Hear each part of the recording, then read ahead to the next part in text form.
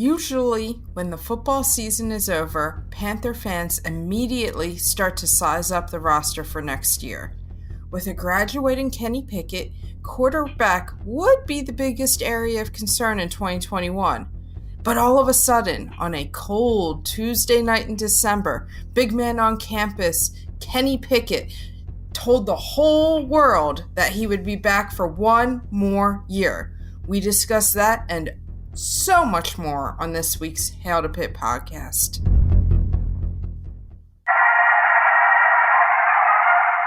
What was your message about finishing it in these final 30 minutes? Well, it happened in West Virginia where we knocked off number 2.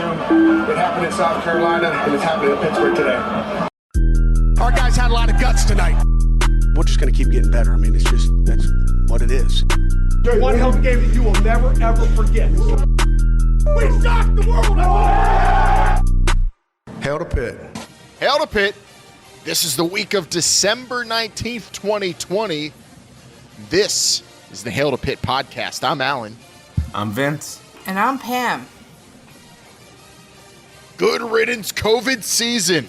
Pitt closed out its 2020 campaign with a 34-20 victory over the Ramblin' Wreck from Georgia Tech. Panthers have chosen not to participate in a bowl game. So now it's all about those 3 R's that Vince constantly hammers into our heads. Recruit, recruit, recruit. Oh, and also the fact that the big man on campus is coming back. Kenny Pickett, you don't got to lie to Pickett because you just tell him, hey, come back. And he says, all right, man, I'm there. Pitt's getting their quarterback back. Vince? Yeah, I couldn't believe it. We all thought he was gone. Just talking about, what's the offense going to look like next year with Kenny Pickett not under center.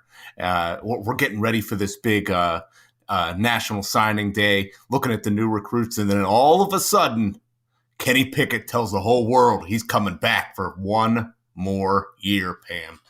One more year, and this is the best news Panther fans could hope for.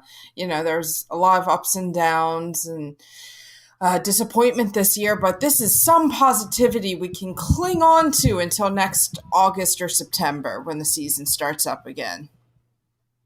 It's definitely good news, but there's other news to talk about that might not let that sit so well, at least from my perspective. We're going to get into all of it. The Kenny Pickett return, the Georgia Tech win. We're going to talk some hoops today. We're going to talk about Pitt declining a bowl game. We're talking about National Signing Day. It's kind of a jumbo-sized show today, I'd say, Vince. This is a pretty big one. There's a lot going on for the season having just ended. Oh, my goodness. I was telling Pam earlier today that this show could easily be 5 hours. Don't worry, it won't be. It will not be. I'll keep the reins on it. Well, go ahead and disappoint the listeners, but we're going to try to get as much as we can into it today. Yeah, Pam won't let us, and neither will. This is, for everybody, for the record, it's the last show that I am going to be under the supervision of my in-laws. So this is if it was next week, the show would definitely be 5 hours, Vince. But we are being watched and timed right now, so we better get things started. Yeah, let's get right to it. All right, let's rock. At H2P shows where you could follow us on Twitter. Got to let everybody know about that. We're on Twitter. We're talking Pitt with you there in social media, of course, because that's what you got to do in 2020 throughout the week. And, of course, if you want to email old school style, which is funny to say, hail the number 2 Pitt podcast at gmail.com. And, of course, we're on Panther Lair. We are on Reddit. And we are brought to you by Pretty Easy Podcasts. You can go to prettyeasypodcasts.com right now and get your own podcast started today. If you're a business professional looking to market yourself and your company, a podcast is a great way to do it. Go to prettyeasypodcasts.com now to get your own producer, get yourself set up, start podcasting, start promoting yourself, start getting some followers, some listeners, some money. It's all part of doing business in 2020, and Pretty Easy Podcasts makes it pretty easy. All right, we'll start with Georgia Tech. a big win last week. I feel like I don't remember my score I predicted, Pam, but I feel like I was close with the 34-20. It was pretty dominant, I would say, but not in any sort of way we anticipated, because I know as much as you love Vincent Davis, old Bushwick Bill himself, you did not anticipate 247 yards from the running back. No, not at all. But it was a great way to end the season, especially since the running game's been struggling. It definitely picked up as the season went on, but a great boost of confidence for him going into the end of the year. Great boost of confidence for this offensive line going into the end of the year as well. And what, Vince, was it about the running game in this game compared to other games, or even later in the season? It definitely improved. And how can they use that for next year? It's interesting in that, 3 out of their last 4 games that they won, each of them by double digits and scoring, at least 34 points in each one. Some of these games winning by 30 points. The Clemson game aside, yes, they were against, lackluster competition. Some of the easier teams that they had on their schedule, but they did extremely well running the ball. I got to go back and review this tape a little bit more, but one thing I will say is that the personnel was different. Absolutely, on the offensive line, and it kind of started when you had guys out for COVID protocols, and you had to really shuffle your offensive line around and get different combinations in there. For one, Matt Goncalves, this guy stepping in at left tackle. I thought he was going to be more of a guard, but he got in there. He showed good feet, and he was able to just seal that edge, constantly against his man the past couple games. Some other offensive linemen in there, moving guys different positions. I think that was absolutely huge in opening up these bigger holes for Vincent Davis, and he showed the ability to find them. Was it something different with the play calling? Maybe. We got to go back and take a look at some of these play designs and see if they were drastically different than earlier in the season. But that personnel was different. There, if you're run blocking better, if you're moving your guys out of the way, Alan, there is that'll jump right off the film at you, and you got to be excited about that. Yeah, I have to watch this game back to see the difference in the offensive line. I couldn't believe what I was seeing, quite frankly. I really am hoping this is just a big leap forward in one game for the Pitt offensive line and not just an inferior opponent. But I don't know. I don't know what to really say about this other than Vincent Davis. I feel like he was capable of something like this for a long time, and we finally got to see it, so I was super happy for him. It was awesome to see. And then actually the kid has personality. One of the best post-game interviews we've seen from anyone at Pitt in a long time. Maybe I'd say since the best since Narduzzi post-UCF game. Everybody has to check that out. We'll insert it into the show if we could find a clean version of it right here. We got to quarantine all that now.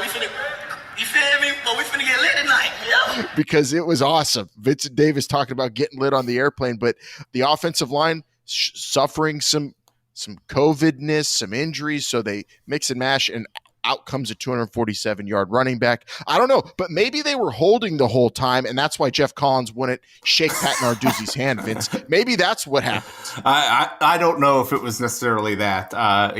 There was some, I guess maybe, I don't know if you want to call it rather sloppy officiating in this. I saw some people talk about how this is what it feels like to benefit from poor officiating in the ACC. A quick Jeff Collins note. I just read earlier today that he's converting one of their linebackers to a quarterback next year so that they have 4 scholarship quarterbacks on their roster.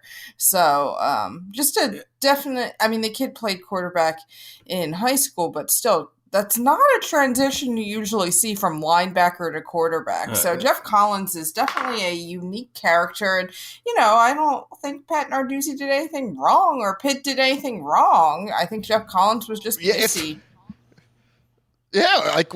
even if the refs handed the game to Pitt, what are you mad at Pat Narduzzi about it for? What do you want him to decline penalties and stuff? What the hell? I mean, yeah, this game was not a blowout by any stretch, but at the same time, I don't think Pitt was in much danger of losing this game for most of it. But this guy, this Collins, he's a wacko from everything I'm seeing. And I'm not surprised other teams run the score up against him.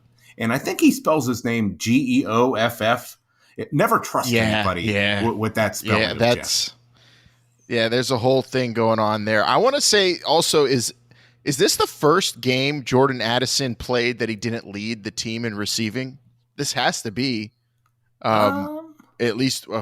I don't know how. I mean, we got to go back. Well, and DJ look, Turner had that. But Addison didn't play that game. That Turner had that big game. Yeah, you're true. Very, very true. I think you might be right. And maybe week 1 too, though, Pam. I think DJ Turner might have outperformed Jordan Addison. They both were on the same field, but that was cool. I also want to thank DJ Turner's gone, right? He was a one and done transfer. He maybe. Should we thank him for his service? Well, initially that was the case, but he posted something. There are some rumblings about now that Mr. Pickett is going to be returning, that he may be changing his mind, which we will.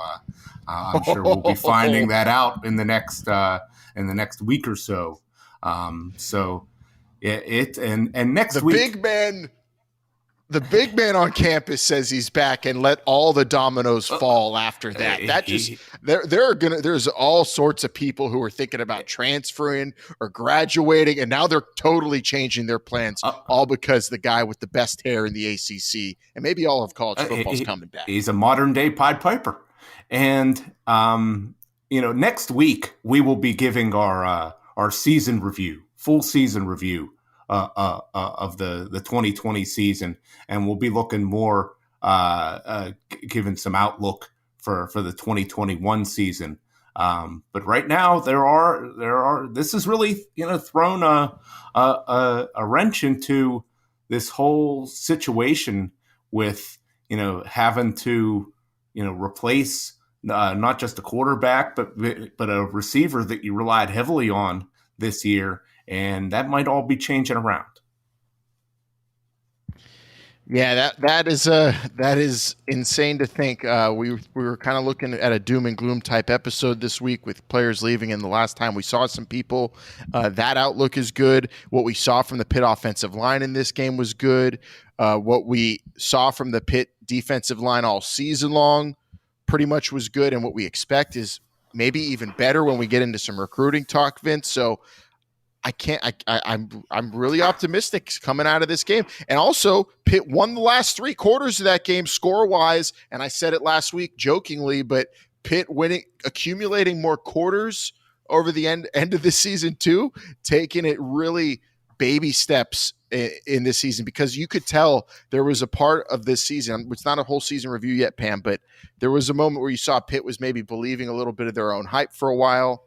They were brought back down to earth. This game showed them ready to do work, I think, come 2021 in hopefully a post-pandemic season. Yeah, I mean, they won the turnover battle here. It's always nice. I mean, Georgia Tech is a bad opponent, but they came out and they did what they needed to do here, and different parts of the team that were struggling look good. So it's a good way to end the season. On a high note. Yeah, and this seems like how Pat Narduzzi would prefer to play. Held the ball for 37 minutes, won the turnover battle, had a great day from your running back. And to do this, I know Georgia Tech is not necessarily some powerhouse offense, but you didn't have DeMar Hamlin back there, your leader, your defense. You didn't have Rashad Weaver, one of your best defensive ends. So you're playing a lot of younger guys who you're really going to need to rely on next year, guys getting a lot of experience. I think that bodes well for the defense. We had a lot of hype for the defense this year. We'll talk about more how they did last week. But, seeing some of these younger guys really come in there and perform well is good news for next season. Yeah, and we, of course, are going to, I think we'll be delving into some of this in just a moment. I want to talk about skipping the bowl, but also note that they did have to kick 4 field goals in this game. You don't want to ever have to kick that many field goals to win a football game. Pitt did, and that might speak to, well, the offensive coordinating situation. Let's talk about that in a second, though. What about declining the bowl season, which a lot of teams are doing, Pam? I have Heather Lake's statement right here. Let me read it to you. Our football student athletes' sacrifice and commitment have been extraordinary. Amen to that. This season has been an especially taxing experience physically and mentally on and off the field. Despite this unprecedented environment, our team finished strong, concluding with last night's win at Georgia Tech. We are thankful and proud of how they handled the past 6 months and want them to have a well-deserved, restful holiday season with their families and loved ones. We're in a pandemic. We're going to play a whole season, but we'll skip the bowl game is basically what that sums up to be. I'm hoping these players get sent their PS5s at least, Pam, because they're missing out on all the cool swag from a bowl game. Well, the whole bowl experience is going to be different. They don't get to go somewhere warm and hang out on a beach for a few days. Like, everything's different. I am so happy they're skipping the bowl game. Let these kids, unpaid student athletes, go home, be with their families, be with their friends in a safe environment, and kind of just relax. Like, the mental toll, I mean, I think we all can feel it personally, let alone being a student athlete and being so isolated at times from anyone in the outside world, is just tough. So good for them. Good for Pitt. I'm happy they made the right decision and was the second or third team to do it. Yeah, so. yeah, and there's more each and every day that are that are choosing not to participate in the bowl season. There are more bowls each and every day that are canceling their games. Well, one quick note: you talked about going somewhere warm on a beach. It's very possible that Pitt would have been playing a bowl game in Baltimore, Maryland, or New York City. But still, the players themselves and Charlie Partridge tweeted this out that the players voted whether to play or not. It sounds like it was mostly their decision, and the coaches and the administration supported them. These bowl games are nothing more than glorified exhibition matches, as far as I'm concerned. People get excited about whether Pitt wins a bowl game or loses a bowl game. To me, it doesn't really matter that much. Now, if you're talking, I honestly, year to year, forget whether or not the previous year we even won our bowl game. I definitely remember the final ACC game more. Now, so if you're talking about a big bowl game, Pam, I know you're going to want to hold me to this, but if you're talking about a New Year's Six Bowl or New Year's Day Bowl, I think that's a little bit different, and where the result does matter a little bit more. But if you're talking about the Pinstripe Bowl or the Military Bowl, Tax Slayer, the Tax Slayer, the Gator Bowl, that's a big one. But if you're talking about the Mayonnaise Bowl, those to me don't matter that much. Okay, so Al, for next December, we can clip this off, and hopefully COVID will be more under control, and we can watch next year's bowl game together. And when Vince gets all riled up because Pitt is losing or things aren't going well, we can play him that clip that he says it doesn't matter if they win or lose. Okay. I'll have it on deck. I mean, it's good to get excited just because Pitt's playing, but in the end, he's I think he's right. I mean, but he's right, but he doesn't act like that during bowl games. Well, if you're going to play in it, you might as well win. There we go. You got to go all in. Yeah, it's the mentality. Yeah, for sure. But you got to question the motivation of some of these teams when they're playing in these bowl games. More and more each year there's star players choosing to sit out, and you got to wonder how serious some of these teams are taking it. Now, I'll tell you something right now. If Pitt was going to be playing in the Orange Bowl or something like that this year, I don't think these players would be choosing to skip it. But I'm okay with it, with where the season was, with what these players had to go through. I'm perfectly fine. And I'm hoping, and I know this is not going to happen, but I'm hoping that, college football sees this and reduces the number of bowls, and that seeing that, since they didn't have them, they really didn't matter that much. But there's probably very little chance of that happening. Yeah, right. Next year, they're probably going to have double bowl games and make up bowl games and have teams playing 2 bowl games. That's what's going to happen. Yeah, freaking right. Lessening the amount of bowls. No way.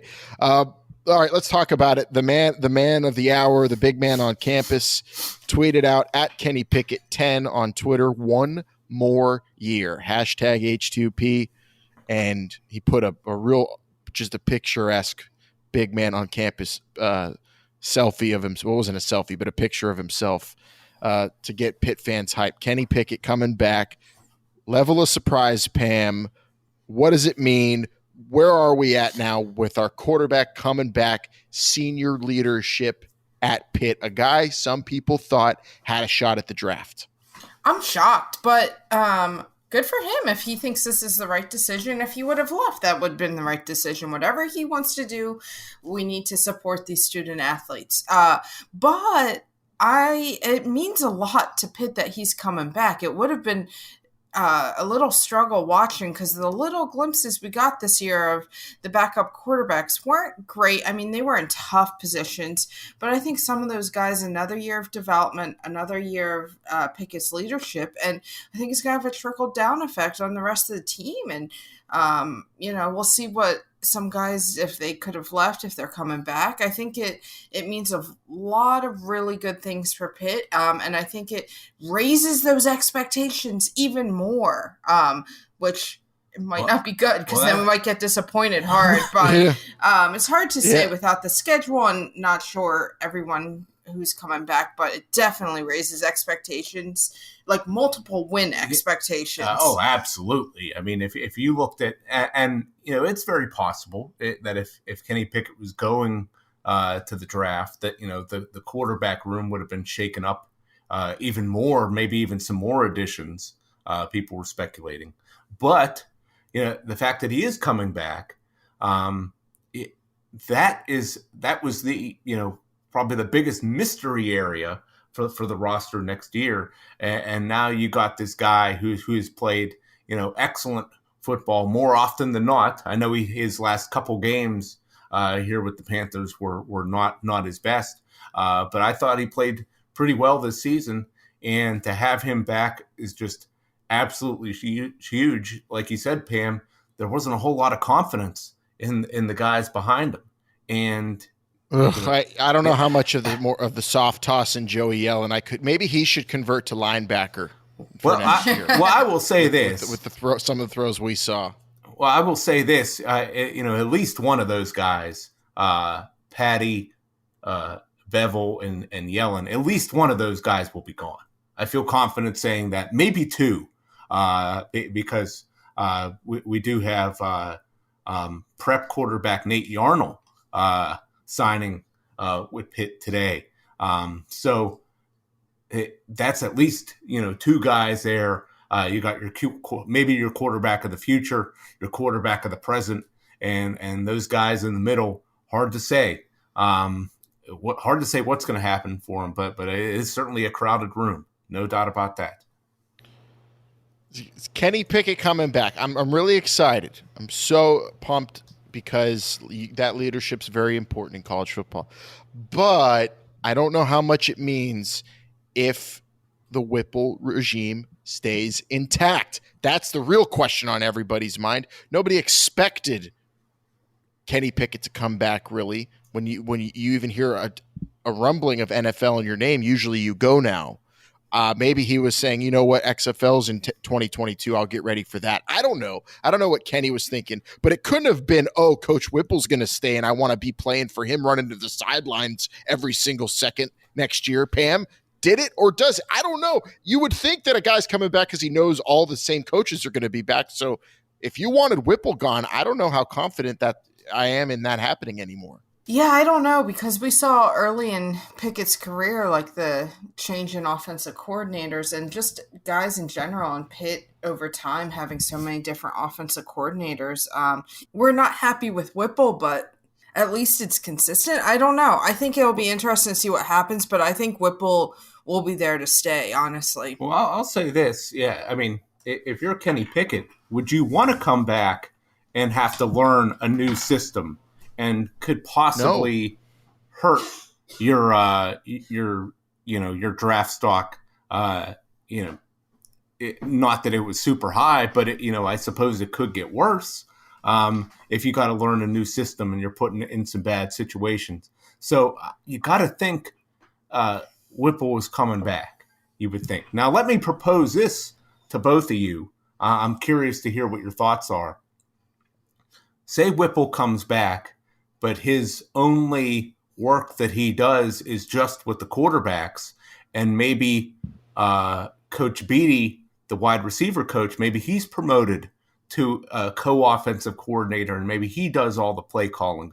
Or maybe they shuffle up some of their coaches. Maybe a coach is let go, and they bring in an offensive coordinator, and Whipple is still just designated as the quarterback coach, only going to work with the quarterback. So do you see a scenario like that, and do you think that would be an improvement?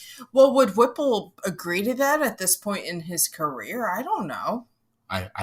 I would say that he would. Okay. And the reason I say that is because this guy has been, he's been around a long time, and I think he'd maybe be willing to, I don't know him personally, but maybe he'd be willing to just, make his mark on the program with just concentrating on those quarterbacks and getting those guys ready. Because maybe that's what he's best at. And then you give the play calling responsibilities to somebody else. I'm sure he'll be involved in the game planning, but you could see maybe the play calling being shifted over. And I wonder, the play calling, it seemed like that they were running the ball a whole lot more in those last few games, the Clemson game aside, was maybe, there was some influence from some other coaches on the staff. I don't know. I'm just speculating. But I could see a situation where he is just working with the quarterbacks, and maybe that's what got Kenny Pickett to return. I would love that, and I would root for that because that is what Mark Whipple's best at. He's been great at it his whole career. As a play caller, he's had success too, and even with Pitt for a while, but just the last about season and a half, I'd say, has just been really frustrating as a fan. So I think the scenario you painted, Vince, with Coach B calling plays, Whipple working exclusively with Pickett, Yarnell, and the other QBs, that's what I'm all about. That's what I'm hoping happens. But I don't know, because I don't know Whipple personally.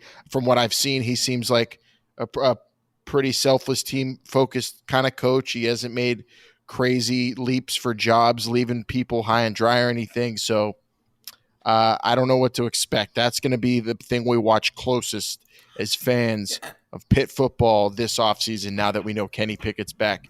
We're signing days here. This is all this stuff is now kind of going into the rear view. What we focus on now is what the hell is going to go on with the offensive play calling next year, something that we really are hoping gets cleaned up, and focus more on what we saw in this Georgia Tech game, the run game, Pam, and the offensive line's development. Yeah, absolutely. Continue to move those areas of the offense forward, and then it'll allow Pickett to be more successful. Yeah, and we're just proposing this about Whipple. We don't know. We're just guessing of different things that they might do. It seems pretty obvious he's coming back. Yeah. But if you're Pitt and you tell Whipple, hey, we're going to keep you at your same salary, but we're going to reduce maybe some of your responsibilities so you could focus and really excel in a certain area, I think that's to me that's a win-win for both parties there. So I hope that's what happens. We do need to see some more dynamic play calling, like you said, Alan, specifically in the run game. Yeah, help us transition to a new kind of offensive scheme and regime, but we don't want to get rid of you. That's happened in other places before. So let's see if it happens, or let's just see if it's more of the same and just super frustrating, because when you have a defensive line that's going to really make splash plays all the time and give you chances to succeed on offense, and you don't, people need to pay the price for not delivering with those opportunities. This year, you would have said it was Mark Whipple and Kenny Pickett coming back. Pat Narduzzi seems to have confidence in him. We'll see what happens there. But really kind of an unexpected point we're at here. Halfway through December, season's over. no bowl game to look forward to. This is like all on my mind now. Mark Whipple, and that's exactly what the Pitternet was abuzz about too. As soon as Pickett said, oh my God, does this mean Whipple's back too? Was a lot of the reaction I saw. So we'll see. It's all we can. And if you have any other scenarios to paint in the future, let us know at H2P Show on Twitter. What do you think happens with the Pitt offensive play calling next year now that Kenny Pickett's back? More of the same? Something Vince said there. I like those ideas, Vince, but it's all part of Pat Narduzzi's off-season planning, I'm sure. Recruiting. Here we go. Signing day, though, Vince. This is why this episode's such a jumbo episode. A lot of new faces, a lot of new players to talk about. The recruiting class pretty high up there, top 25 at least on most of those your rivals and all that. So where's Pitt at overall on most of these spots? Like 20th, 21st, I saw 19th on one. Yeah, 21st on rivals.com. One of the most reputable services out there, and probably with good reason. There's a lot to like in these classes. Pam, this well, real quick, besides my main question is for all the people who aren't recruitniks, who do we care about here that you're going to talk about besides Elliott Donald? That's what everybody's excited. That's what I was going to ask Pam about here is that, we know about the big local guys that we've seen. We saw, of course, Elliott Donald, Nakai Johnson, Dorian Ford, those guys, at least two of them going to be, just hellraisers on that defensive line. We'll see if Ford, he may move to the offensive line by the time it's all said and done. Last week, we talked about Naquan Brown, an edge rusher, 4 stars out of Virginia Beach, one of the top 5 players in Virginia, top 200 player nationally, commit to Pitt. But who are you looking at, Pam, as some of these other guys that we haven't talked about recently, or it's been a while? They've been committed for a while, and we haven't talked about them. Yeah, so I think for me, it's Javon McIntyre, defensive back out of Ematep Charter out of Philadelphia, 3 stars, 6'1", 181. He's got some great offers, good offer sheet. I know Panther fans are always looking at the offer sheet. Schools like Arizona State, WVU, Tennessee, Coastal Carolina, don't sleep on the Chanticleers anymore. Georgia Tech, Iowa State, Michigan State. It seems like a guy that fits right in Narduzzi's scheme, right into that defense, and definitely a depth position guy. So I'm interested to see him develop, especially early on, maybe a guy that might be able to step in or help out with his athleticism. Yeah, they really went hard in the defensive backs. Yes. This recruiting cycle, I thought they went pretty hard at him last year. So, and you think about it with Jason Pinnock moving on, no Paris Ford, no DeMar Hamlin.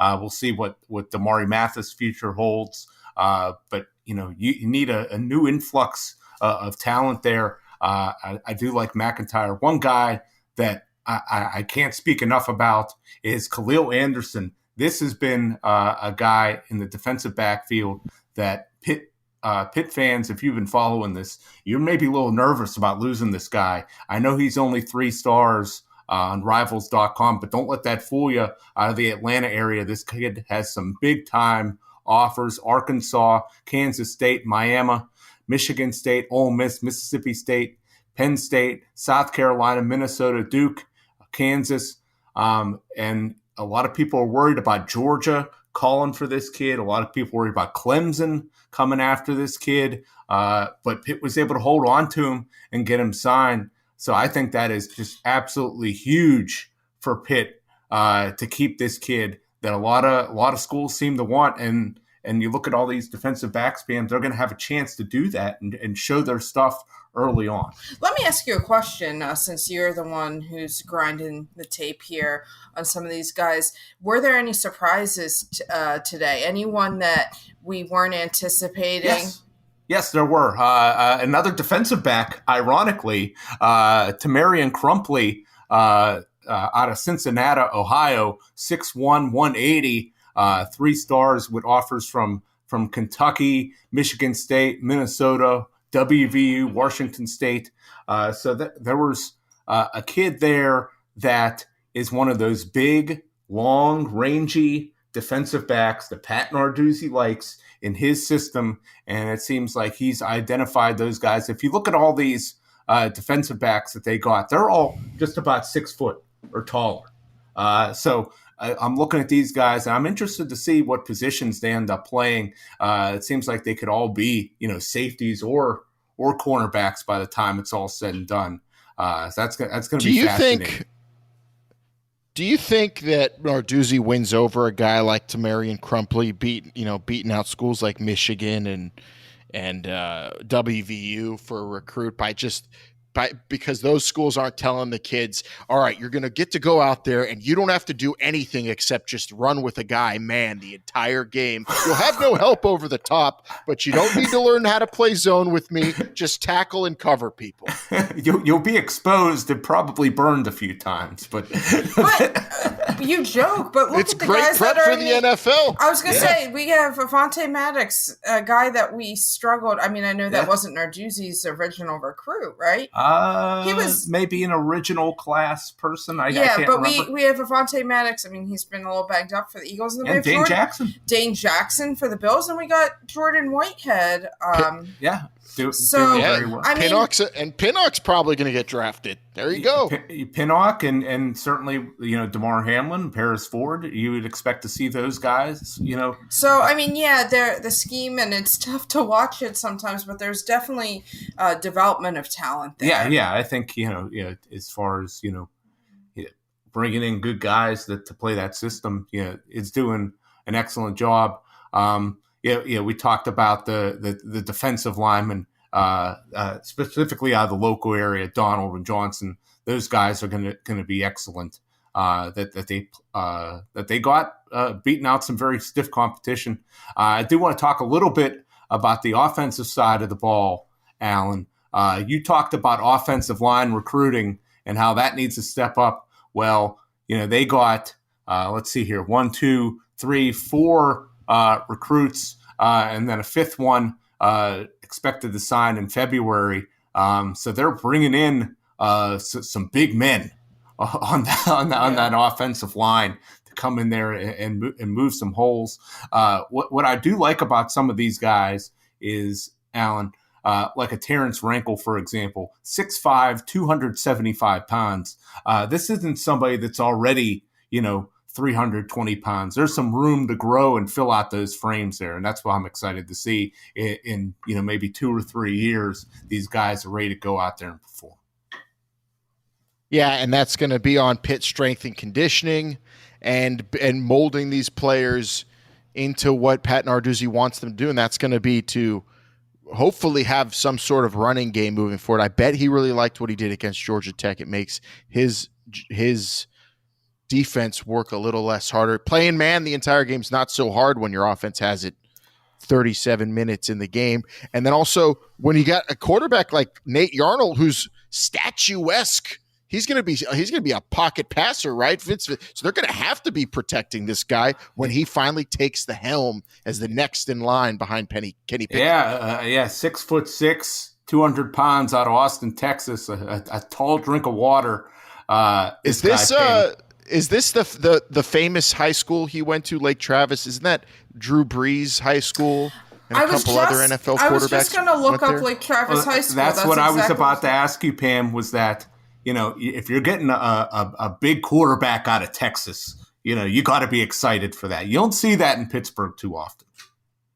No, not at all. And I mean, he was recruited mostly offers from Houston, Nevada, Tulsa, Utah. Lake Travis, Baker Mayfield. He came out of there. So I'm not sure about Drew Brees trying to find that information out, but Lake Travis definitely good to see some different recruiting states on there, especially Texas quarterbacks. That's like a pedigree there. So. Well, yeah, that's what I was. I was about to bring up. If you look at some of the schools that they've plucked kids out of, maybe not necessarily extremely high rated kids, but they come from big-time high school programs. Jake Renda, tight end, 6'5", 220 pounds, out of IMG Academy in Florida. We joked last week about getting an average tight end. Well, this kid, he's big. I'm very curious to see how he could perform. And he's coming from a football factory. So that's got to count for something, don't you think? Oh, man. Could you imagine if Pitt had a tight end like that one UCLA was running out there against the Trojans last week? Yeah. Someone who could actually catch onto the ball and run after the catch. And when you're playing at a place like IMG Academy, that's where you go find those types of athletes. Hopefully Renda has the hands.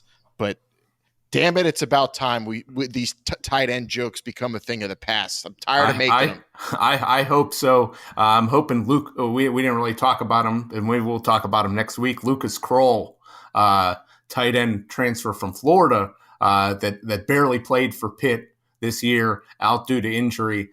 This guy, we were expecting huge things from. He is hyped that Kenny Pickett is coming back. Hopefully that tight end drought is going to end next year. To round out some of these skill position players, they didn't get too many, only 2 wide receivers, 2 running backs, and those are crowded areas right now for the Panthers. But these guys that they got, were wanted by a lot of big time schools. So I'm very excited to see, Rodney Hammond and Malik Newton, 2 running backs. Both these guys offered by South Carolina and Penn State and Virginia Tech and WVU and North Carolina. And some of them, Malik Newton's case, offered by Clemson and Louisville and Tennessee, Texas A&M. And Hammond also offered by TCU and Nebraska. So I think, they got some good running backs there. And, outside of Vincent Davis, nobody's really taken control of that backfield. So, we were hoping to see it with Israel Bonaconda this year, Alan. He didn't quite make the impression that we were wanting to see. So it's possible that you could see one of these 2 running backs, really get in there and do some damage. Specifically Malik Newton. This guy is a big running back, 215 pounds. Almost 6 foot tall. You got to turn on his tape. This guy is a hard runner. Vince killing it right here, Pam. You see how fired up he is on signing day? It's like a holiday right now. And now I'm so excited now for the future of Pitt football after what ultimately next week when we review was not that great of a season. But I am really optimistic right now. I don't know about you. Yeah, I told Vince he started to tell me all these things. I said, you got to save it for the show. But he's equally fired up all the time about recruiting. He's that always, youngster's eye. Yeah. We'll move on here. But before we do, I want to highlight one more player. Jaden Bradley out of DeMatha High School, which is an athletic machine. Basketball powerhouse. Yeah, basketball and football. Didn't James Robinson go there? Yeah, James Robinson. Yep. Pitt has recruited guys out of DeMatha for quite some time. And this guy didn't have tremendous offers. Coastal Carolina, Liberty, Virginia, Wake Forest. But one thing I do want to point out is this guy's 6'4", 195 pounds. Pitt's wide receiver core, with Jordan Addison and, I guess Taysier Mack coming back, Shockey Jacques Louis coming back, maybe a DJ Turner coming back. But one thing that they don't have a lot of big receivers. Jared Wayne is a big receiver, but, with some of his issues catching the ball, you got to wonder, is he really somebody that you could count on? So I think getting a big receiver in the mix, a bigger receiver in the mix, I think is important. And I'm excited to see if some of these bigger guys can make an impact. It's going to be interesting. I think this is a very solid class. We'll see who they add in February. Hopefully they could add a few more players. But I guess I would say both Alan and Pam that it seems like it's a good mix across all positions. I don't think that they really missed on anything. This is probably one of the more solid recruiting classes that Pat Narduzzi's had. On paper, and with all those Pat signals going out, I mean, that's absolutely, I'm with you. And that's why I have been hesitant to jump on that. What are we doing here with this regime bandwagon that so many people were getting on in the middle of this season? And I'm pretty hyped for the future. This recruiting class could end up being very good because so many needs seem to be getting met, Vince. And also the breakdown of this recruiting class just now is why this podcast hails to Pitt harder than any other Pitt podcast. Kicking ass right there, good brother. That was amazing. Yeah, and also we should also give some credit, Pam. I'd like to hear your thoughts on this because a lot of people that we loaf with, they talk about the importance of recruiting in Florida and recruiting in the South. Well, because of the pandemic, that was made very difficult this year. You couldn't get those kids from Florida on your campus. What does Pat Narduzzi do? He identifies some of the best talent he can in the state of Virginia, and he pulls a bunch of guys out of there in the surrounding area. He went to Detroit, Michigan, pulled out a couple guys there. He goes to Ohio, gets a couple guys there. Certainly did well locally. He's got those guys within driving distance. He showed the ability to adapt. I think that's huge. Maybe next year we'll start to see more guys out of the South that everybody covets. Yeah, I mean, but if you get the best player from a different state, who cares where they're from? They got a quarterback from Texas, so yeah, they got an offensive lineman from Utah. So I actually was thinking, wow, and people care about Florida and they care about those local guys, and they got the best local talent locked up. So I think it's great. I'm excited. And headlined by Elliot, by God, Donald. Although being a recruit in this class, knowing that Elliot Donald's part of it, I mean, it's probably some players that are going to say, hey, I want to step out and be the ace from this class. It's going to be competitive. It's going to be fun to see how they compete against each other for spots when they get into the program. A holiday right here on the Hail to Pitt podcast. Beautiful, beautiful sign day, I'd say, for Pat Narduzzi. Coming off of a win. It's a pretty good December for him, I'd say. I mean, considering where things were at just a few weeks ago. So Pitt football season ends, but of course the season never ends because you got to recruit, and we're covering it all right here on the Hail to Pitt podcast. It would be a 5-hour show if we broke every single player down, Vince. I know you want to, but you've got time to dish more on players in the coming episodes. We got to get into hoops right now, if that's okay. Especially we're on the clock right now because we got a Pitt basketball game coming up in under an hour as of this live on tape show. The men's basketball team going to be taking on the University of Miami to open up ACC play. Killing me. But killing me. I'm right here. I'm just a hop, skip, and a jump. Not allowed to go to the game. Watching it with my quote unquote Hurricane fan in-laws. They don't give a rat's ass about the U.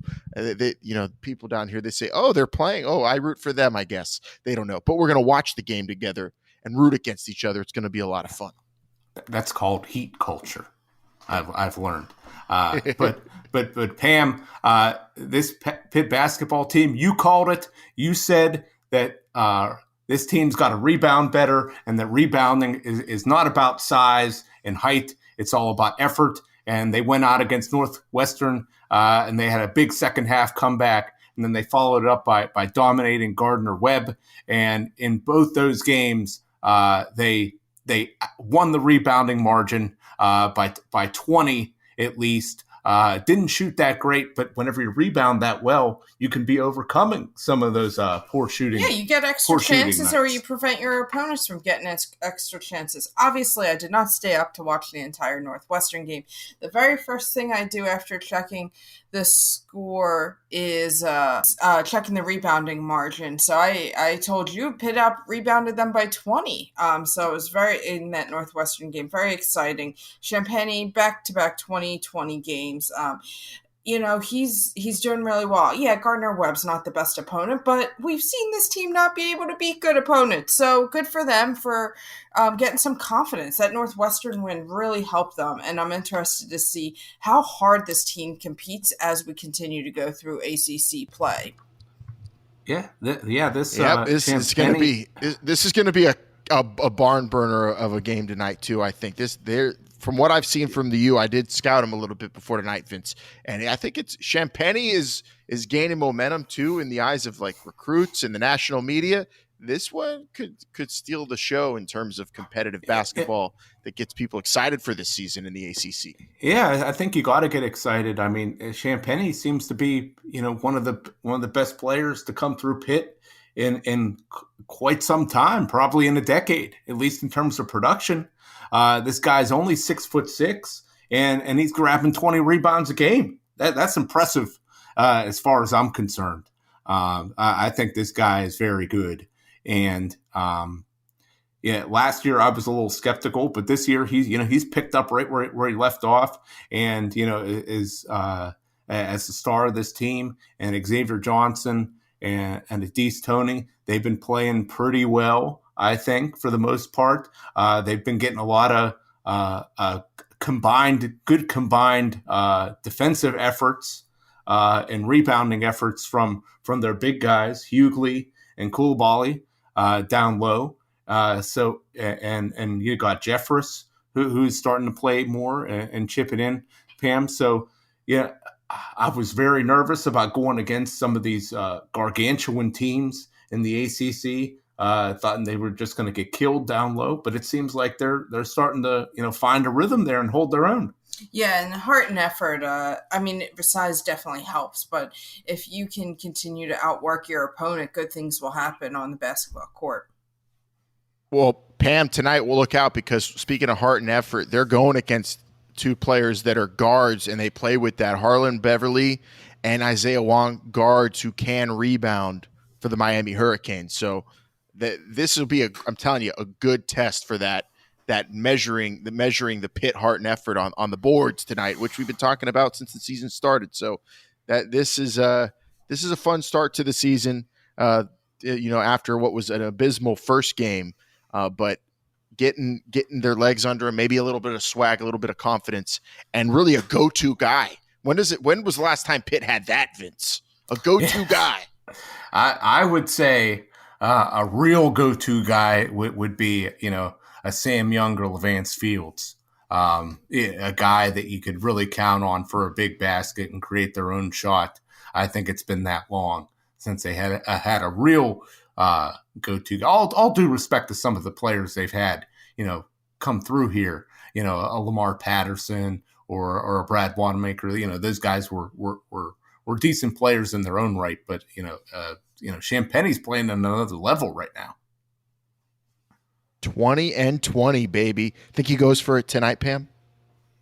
I don't think so. I think that would be tough to do 3 times in a row, regardless of your opponent. But who knows? Think about the hype train that's going to be on ESPN national media for Pitt Hoops, or at least for him, if he does something like that, though, tonight. That's the kind of attention you can get playing in the ACC. Women's basketball also got to mention they got Florida State. They're in the midst of ACC play, Pam, and they beat Clemson. They're 1-1 in the ACC right now. Yeah, it was a great Clemson's not a great opponent. They lost to Virginia Tech. They played tough in that game, though. But the big thing was for the Panthers here, big fourth quarter comeback. They were down by 14 heading into the fourth quarter, and they scored 51 points in the second half. So the offense has definitely stepped up here for Lance White. They play Florida State on Sunday. Good program. Yep. Sue Summerall, the legendary head coach who Lance White coached for many years with, is actually not part of the Florida State team this year. Took some time off to care for her mom. But Florida State, good opponent, a great measuring stick for this Panther program. And even when they lost to Virginia Tech, much more competitive. I really enjoy watching this team play. They're a fun team. They're a must-watch team because of the excitement and scoring they bring. What a turnaround from last year. Yeah. They just haven't had the firepower offensively to compete with some of these teams in the ACC. And I really like the fact that, they're, you said Clemson, not a great team. Well, they went out and beat them. It was a tough game, but they went out and beat them. They were competitive against Virginia Tech. Hopefully they're competitive this weekend against Florida State, because, eventually you're going to have to go up against an NC State or Louisville, teams that are ranked in the top 5. They're going to be very difficult challenges. So you got to get every win that you can going up against these teams. And who knows? Maybe Pitt could be flirting with maybe a 500 record in the ACC. We'll see. Hoops, hoops, hoops is what it's all about now that football has ended. We're going to be covering a whole lot more of it. We do have our football review show next week, but basketball now in the midst of the ACC play, and with winning actually happening, I mean, it's only going to get better on this show, talking about a winning team, hopefully, on both men's and women's. Let's follow it along, and hopefully Pitt beats the U tonight, and that's really going to be what this week's all about for me. I'm not looking forward to many sporting events other than that this week, Pam. I don't know. These in-laws are really talking a lot of trash, and I don't think they could name even Jim Larinaga. I don't know if they know anything about the Miami basketball team, but they are really talking a lot of trash to me. But nothing like what we see on the Pitternet. Of course not. It's unbeaten, undefeated. The Pitternet reigns supreme in terms of the best and most ludicrous Pitt talk. If you're ready to go into the digital space, Vince, I'm ready to get us there. Yeah, let's do it. I had a hard time narrowing it down this week. I found a couple gems we need to save for next week as well. All right, let's do it. It's time for some of that computer love. Can you explain what internet is? I hear there's rumors on the internets. And to all those faceless keyboard warriors on Twitter. But we're a good darn football team. I'm proud of these guys. All right, Panther Guy 4 on Panther Lair said, my buddy and I argue about everything. We've been friends since high school. Of course, he went to PSU. I told him yesterday that I thought Kenny Pickett was one of the toughest college quarterbacks I have seen. He told me Clifford was 10 times tougher than Pickett. I told him Pickett would submit Clifford 2 minutes into an MMA match. What do you think? I think Kenny would destroy him. This sounds a lot like the argument that Billy Madison has with that kid about video games. I disagree. I think Mortal Kombat is the better game. I disagree. I think Kenny Pickett is the tougher quarterback. I got Kenny Pickett winning by Darce choke. How about you? I agree. I'm guessing this would be contested in the light heavyweight division, and I think he would. He would win by submission, maybe a heel hook, because I could see. I could see Clifford trying to run away from him, and Pickett just grabbing him by the leg, and making him tap out. Now he could, if you see this next thing, and Pam, I can't wait to hear you chime in on this.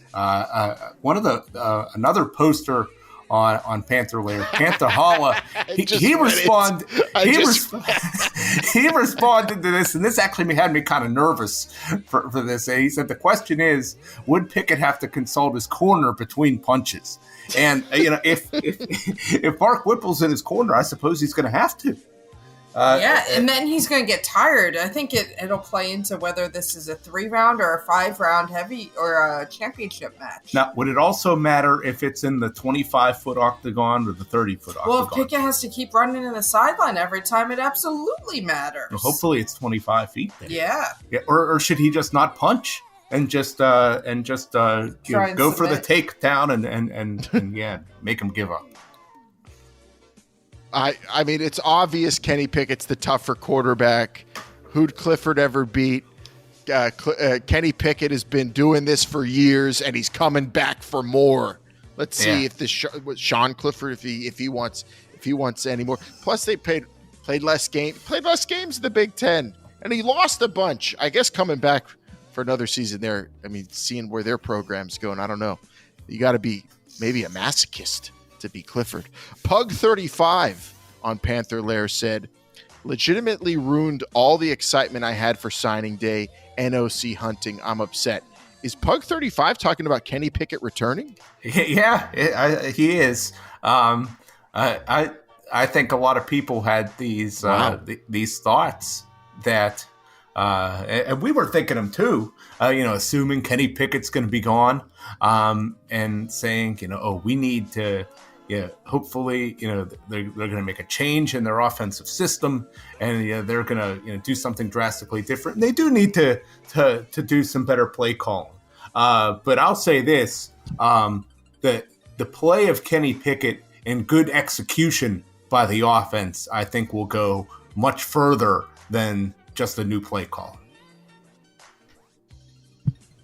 It's all about who's playing on the field ultimately. Now, the running to the sideline stuff, the refusing to run the ball, that's goofy, but it's we've seen Pitt succeed doing some of it too. We've seen them do all right under Whipple, and I'm not gonna stray away from someone saying I was hoping for a new offensive coordinator, but if it means keeping Kenny Pickett, no one even presented that option to me because I didn't think it was even possible. Because I really figured, in this day and age, you go for that NFL contract. But Kenny Pickett must have been advised that he has a chance to up his stock, and knowing that you have a potential NFL prospect, that might make Mark Whipple step his game up, Pam, because we can't negate the things the guy's done in the past. He has coached some great quarterbacks to become even better quarterbacks in the past. And, maybe it was an off year for him. We don't know that. We can't assess a guy's career just based on one season too either. Yeah, absolutely. I think maybe Whipple will try and mix things up and put Pickett in the best position to succeed here in 2021. So Pug 35, you have to be hyped, especially with what Vince just broke down with the entire recruiting class. Like, there's excitement to be had. You can't dislike Mark Whipple's offense that much, I would hope. But it is the Pitternet, so I'm not going to put it past you. All right, if you're ready to come back to the real world now, Vince, I haven't been in the city for a while, but from what you've been telling me, what my good, close personal, longtime, dear, good friend Pat, who's been keeping an eye on my house, making sure I don't get robbed by the sticky bandits while I'm away, he's been telling me people are talking a whole lot about this Kenny Pickett returning around town. A lot of people are talking about that, and hopefully you don't get visited by the wet bandits either. Yeah, now would not be a good time for that. That'd be the worst. Another Saturday coming, and the Panthers are playing. Trying to find out what the Indians are saying. You hear that Kenny Pickett's coming back for another season. Yeah, see, I'm surprised because I heard that the Cowboys was going to draft him. Nah, McCarthy would never do that. Yeah, he loves DiNucci kid too much. Well, either way, you ain't going to win with no run game, no matter who the quarterback is. I don't care if he's going to break all Marino's records. We got that Bushwick Bill, though. Hail to Pitt. What the Indians are saying. So that's what the Inzers are saying. A lot of people excited about Kenny Pickett coming back nonetheless, regardless of why or who or what. More people are excited about Bushwick Bill Vincent Davis. Or are they more excited about Klondike Bill? Maybe that's a discussion for another podcast. But Alan, we got the conference championship weekend here upon us, and we're going to be finding out on Sunday who's going to be in the playoff. Oh, college football playoff committee, especially you are just dumb. You are very dumb and ridiculous. You are just ridiculous. And I just never thought I would be as angry as I used to get at the BCS, Pam. But I have like a legitimate anger inside of my body that I want to be able to unleash somehow. I can't figure out the proper way to do it. I'm looking at this top 10 rankings. Nowhere do I see the USC Trojans, who are undefeated, about to win the Pac-12, but I still see Florida, who lost to a team that was ravaged by injuries and COVID and still beat them on the road in LSU. Florida's 7. They only went down one freaking spot. Ohio State's hardly played any games. Why do we even play a season? And why do we even care about resumes when it comes to the playoffs anymore? This is worse than ever. I can't believe I'm saying this ranking release was the worst in the history of the ranking releases. I can say that confidently and without any problems. I know this year's been really tough for the committee. Hats off to you for trying to do something. However, there are certain things we know. A really bad loss should drop you. A really bad loss should drop you. The fact that Cincinnati, I know Cincinnati lost that game versus Tulsa, but they haven't lost at all. No, I know. The game went away, I guess. They were going to play Tulsa twice, which would have helped them. However, I'm not advocating for Cincinnati to be in the top 4 here, but I am advocating for Cincinnati to be ahead of Georgia and Florida. I mean, if Cincinnati's going to be penalized for missing games, Georgia's going to be missing a game coming up here as well. Cincinnati dropped. The fact that Florida is in this top 10 is absolutely disgusting. This is the biggest piece of crap. The worst loss out of any team, maybe in the top 25 this year, you could say. I mean, I don't know. That's a big stretch, but I would. Out of the top 10, by far the worst loss. And Cincinnati dropped without playing a game, and Iowa State moved up ahead of them without playing a game. We've been watching this, since its inception. These rankings, Pam, and Alan, she was so mad. You would have thought, the Phillies lost the World Series on a wild pitch or something. It was that bad.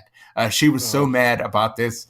I'm there. Talking about how I'm with her. Iowa State with 2 losses is ranked 6th, even though a team you're very familiar with, Alan, UL, the Raging Cajuns, is only ranked 19th, and they beat Iowa State. And I know these non-Power 5 schools, I'm always going to make the case for the smaller guy. And I'm, like I said, not advocating for these schools to get into the playoff, but show them some damn respect. I mean, they're going to use this as fuel. They're going to keep scheduling tough opponents, and they're going to keep beating them. No one wants to play them, which is a damn shame because they keep beating everyone, but they don't get the respect that they deserve. Well, I've learned that a lot of what I've been told was true was a lie this week. It's not really the Power 5. It's more like the Power 4. The Pac-12 might as well be European soccer because they don't watch it. Nobody cares about it. USC, although they squeaked by UCLA, that's a rivalry game. They're supposedly in a Power 5 conference. They're going to play a conference championship game. They are undefeated. And if they win that game, why would they not be involved in the damn playoff is beyond me. When you have teams in there that have lost, you have teams in there that have not played an adequate number of games, if you ask me, and then you have teams even ranked ahead of them who aren't even going to be in the playoff. That's also a joke. So that's the one that's really upsetting me is that this is called the Power 5, but it really is only a Power 4. And if you really want to get down to it, it's really just a Power 3. And this is just a total. It's horse dung. I don't want to cuss on the show because I know we got little pitters listening. But damn it, Pam, I'm mad. I'm with you right here. This one has me as angry as I used to get at the BCS. That's all I could keep thinking about was my nightmares are returning. And I don't know if USC should be in the top 4. Obviously not. Ohio State shouldn't be, though, because if the committee is penalizing USC for their strength of schedule, who the heck has Ohio State beaten? Well, that's the problem there. I mean, the Pac-12 is down, yes, but the Big Ten is really down, so that is an absolute disgrace. I'll tell you something right now. Every team in the top 10 here should be ranked above Ohio State. I understand. Not only because of the number of games they played, but who they beat. Well, that's it. Yeah, they're a talented team. I understand. They're a talented team. I understand that, but it's not like they blew everybody away. Well, decent team they played, Indiana. They struggled, and that was a close game. And you want to talk about Southern Cal? I think if they would have looked more impressive in some of these games instead of just squeaking by, maybe they would be ranked much higher. But if you look, they played a good Arizona State team. They won on the road at Utah. They won at UCLA. yeah, they may have been fortunate to win some of those games, but they went up against good competition, better competition than what Ohio State played. And it's difficult to say, that a team that only won 5 games should be in the playoff, because that's one of the things about the college football season is that you got to win them all or just about in order to get there. And every game can be a trap. Look at Florida. That's a prime example. If that game was canceled, Florida against LSU, Florida would still be in the running to make the championship game. All they'd have to do is just beat Alabama. Now, if they beat Alabama, maybe they still get in, but maybe not, and they would have had a much better chance.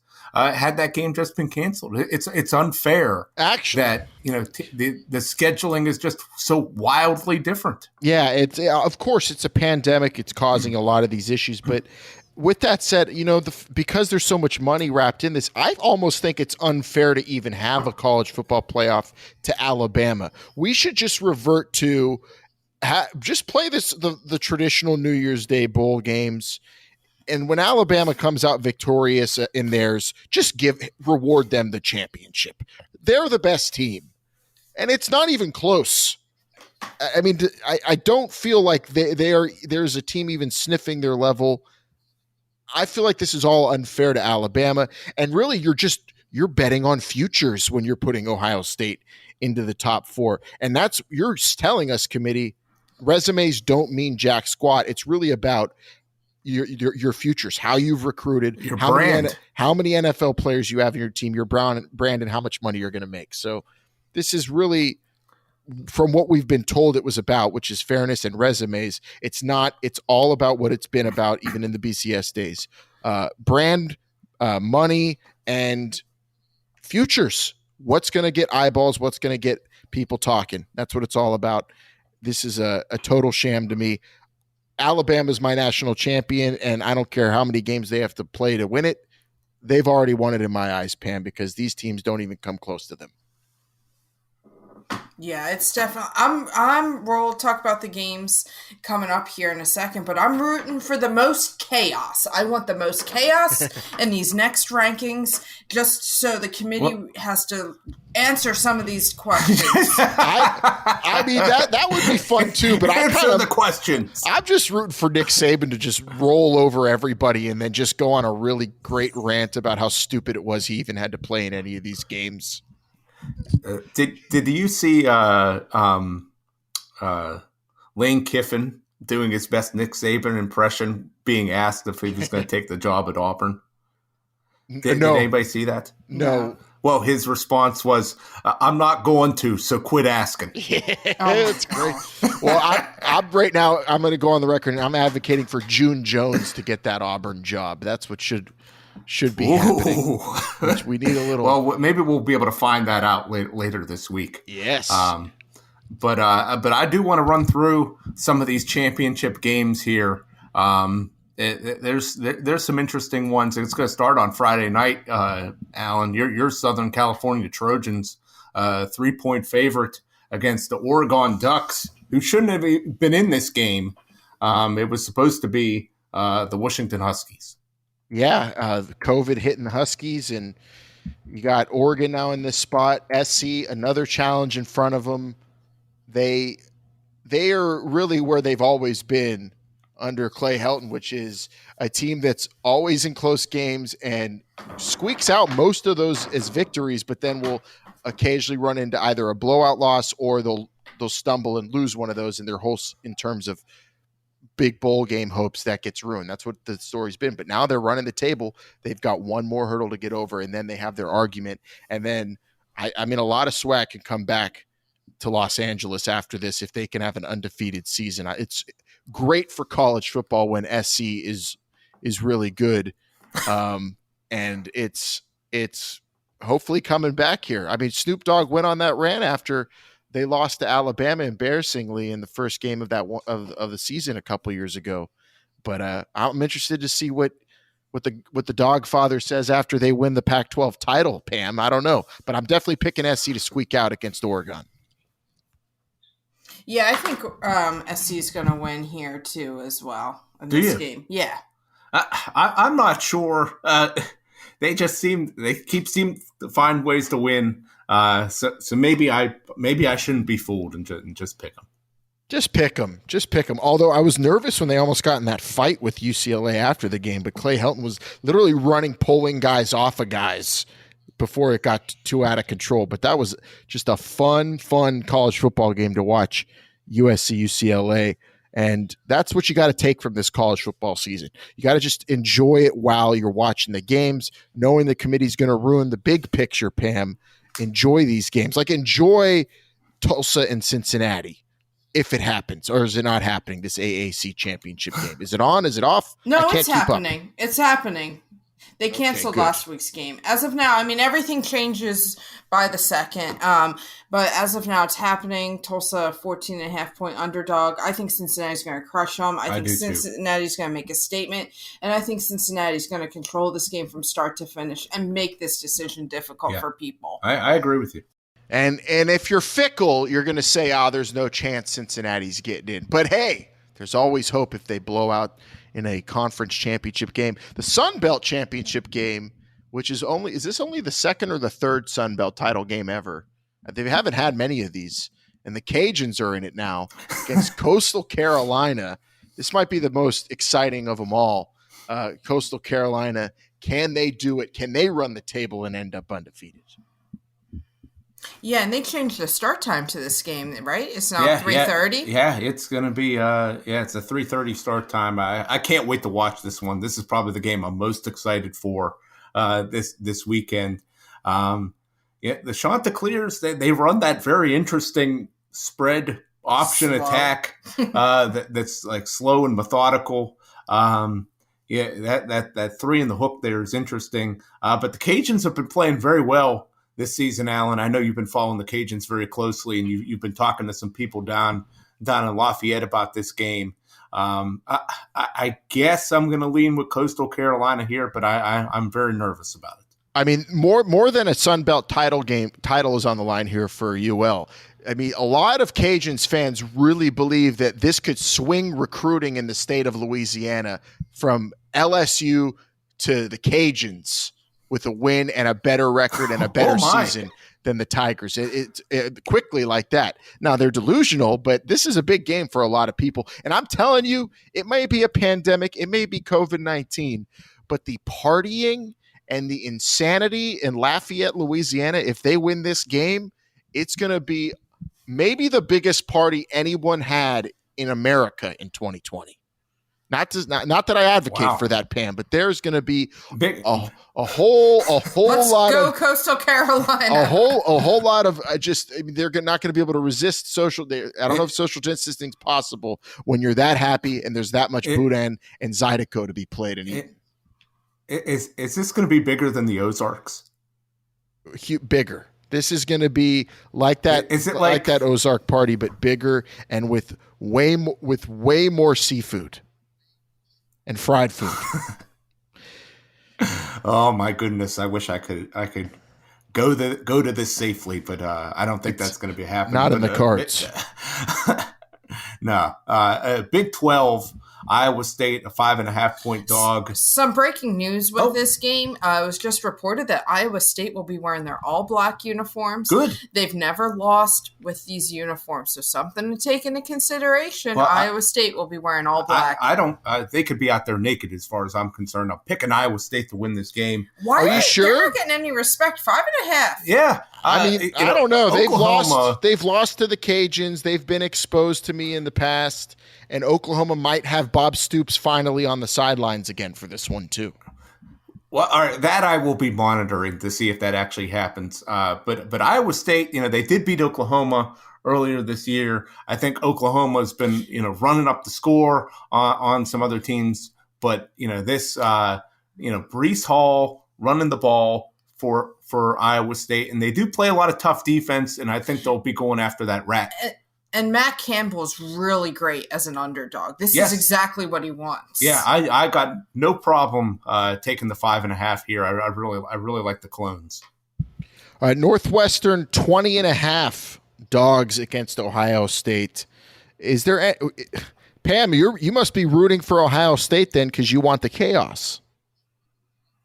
No, Northwestern, because I think if Northwestern wins, there's no way Ohio State makes it in. But then that makes it easy on the committee to keep them out then, right? I don't know. Would a one-loss Northwestern Big Ten champion get in the playoff? Well, they're not ranked in the top 10. I think teams. I don't think so. I don't.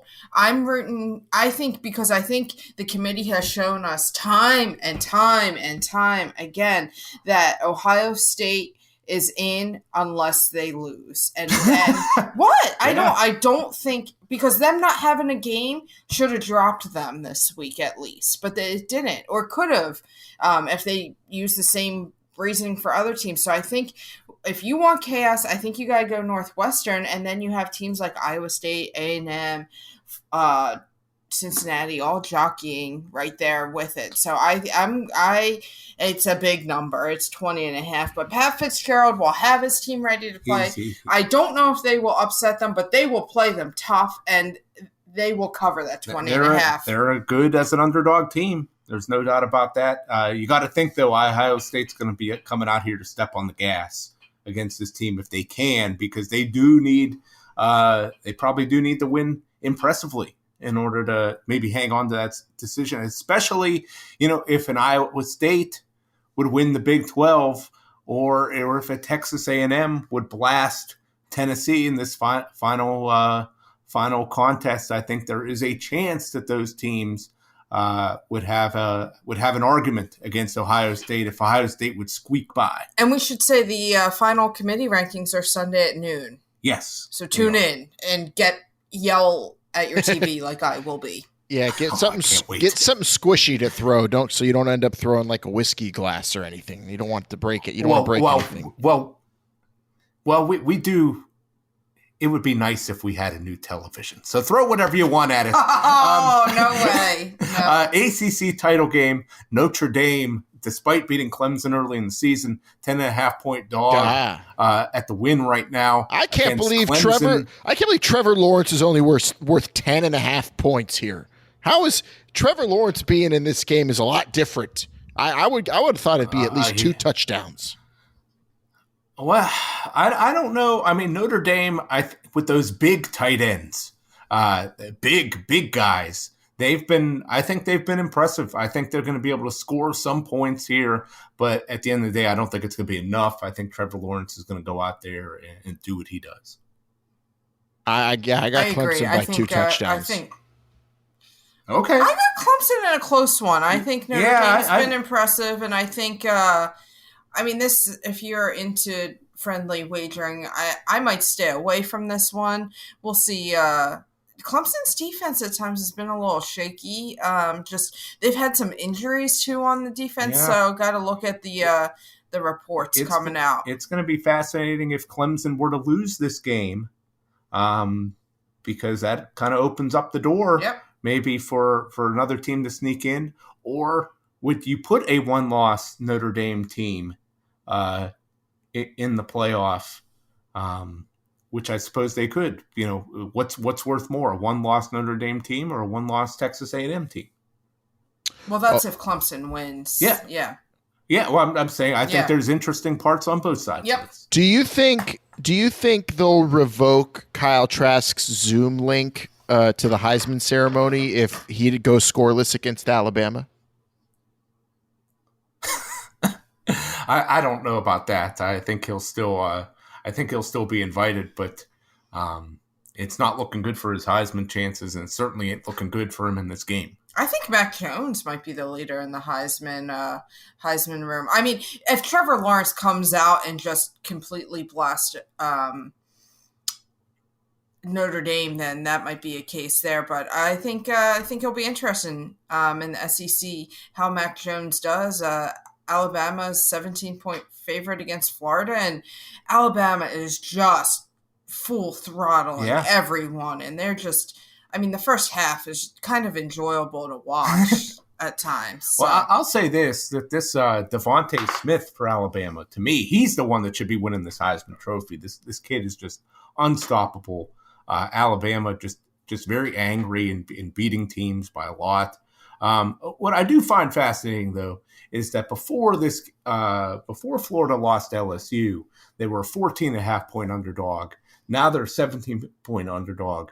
I thought Florida had a chance in this game. And I don't think I should be swayed by the LSU loss. I mean, maybe the fact may be a little bit deflating that they are, but you got to think that the fact that they're ranked 7th, they didn't fall out of the top 10, so I still think they have a chance to make the playoff if things go their way.